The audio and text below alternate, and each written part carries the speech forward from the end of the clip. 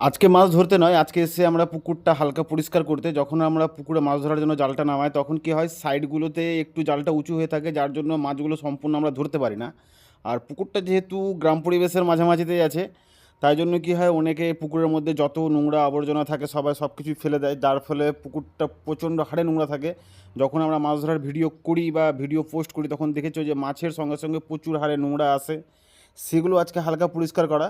কারণ আমাদের মাছ ধরতে এতটাই সমস্যা হয় যে ঠিকঠাকভাবে যারা দিনমজুর আছে বা যারা মাছ ধরতে আসে তারা পুকুরে নামতে চায় না, কারণ চারপাশটা নোংরা হয়ে থাকে। তাই জন্য আজকে হালকা পুকুরটা পরিষ্কার যদি করে দিই তাহলে হয়তো মাছ ধরতে আর নেক্সটে সমস্যা হবে না।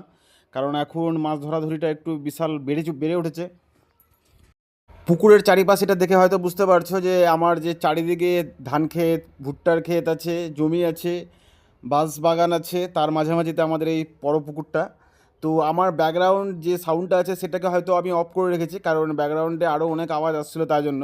না হলে তোমরা দেখতে পারতে যে এখানে বা শুনতে পেতা যে চারিদিকে কত সুন্দর পাখির ডাক। মানে গ্রাম বাংলাতে সাধারণত যা হয়, চারিদিকে পাখির ডাক থেকে শুরু করে সব কিছুরই ডাক আমাদের পাওয়া যায়।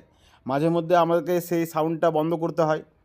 আর যেহেতু হাওয়া বইছে তাই জন্য দেখতে পাচ্ছ যে যেদিকে হাওয়া বইছে তার বিপরীত দিকে আমাদের জলের ঢেউটা চলছে। প্রায় অনেকক্ষণ ধরে বসেছিলাম, ভালোই লাগছিল।